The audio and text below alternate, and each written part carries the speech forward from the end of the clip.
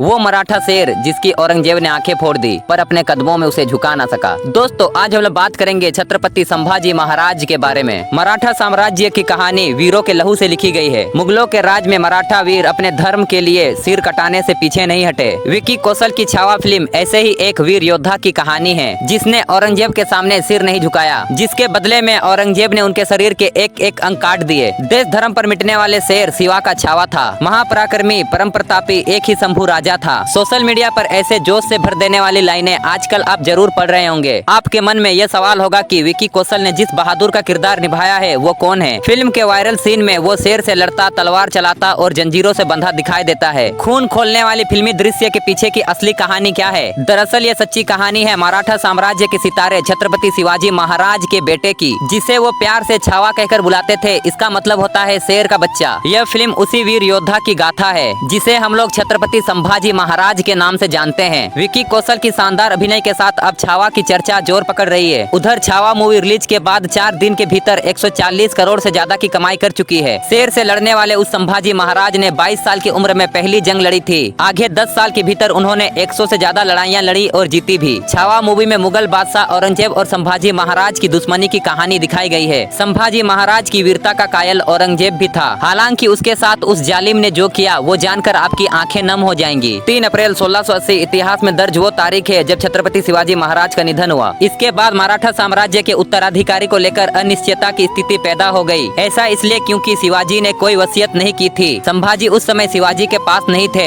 21 अप्रैल को जब उन्हें पता चला कि शिवाजी महाराज ने कोई वसीयत नहीं की है तो उन्होंने 22 साल की उम्र में एक के बाद एक मराठा किलों पर अपना अधिकार जमा लिया। आखिरकार 20 जुलाई 1680 को उन्होंने सिंहासन संभाला। आगे जानने से पहले हम लोगों को ये जानना चाहिए कि छावा का मतलब होता है शेर का बच्चा। पुणे से 50 किलोमीटर दूर पुरंदर किले में संभाजी का जन्म 14 मई 1657 को हुआ था। वो 2 साल के थे तभी उनकी माता का निधन हो गया। शिवाजी महाराज की माता जीजाबाई ने उन्हें पाला। औरंगजेब ने पूरी ताकत लगा दी लेकिन संभाजी महाराज शेर की तरह बहादुर थे। सिंहासन संभालने के बाद उन्होंने भी पिता के नक्शे कदम पर चलते हुए मुगलों को चुनौती देना जारी रखा। 1682 आते आते औरंगजेब दक्षिण की तरफ तेजी से कब्जा करने की नीयत से आगे बढ़ रहा था। उसकी साजिश ऐसी थी कि मराठा साम्राज्य को चारों तरफ से घेरकर घुटनों पर लाया जा सके। हालांकि संभाजी महाराज शेर की तरह अड़े रहे। गोरिल्ला युद्ध में उन्होंने अपने से कई गुना बड़ी मुगलों की फौज को एक बार नहीं कई बार धूल चटाई। 1685 तक मुगल फौज मराठा साम्राज्य की दीवार तक नहीं हिला सकी। 2 साल बाद यानी 1687 में मुगलों ने पूरी ताकत झोंक दी। हम्बीर राव मोहित वीर गति को प्राप्त हुए। मराठा सेना के भीतर खुद को कमजोर समझने की भावना पैदा होने लगी। इधर साम्राज्य के भीतर संभाजी के दुश्मन सिर उठाने लगे, जासूसी होने लगी। यही वजह थी कि 1698 में संभाजी की एक बैठक में मुगलों ने घात लगाकर हमला कर दिया।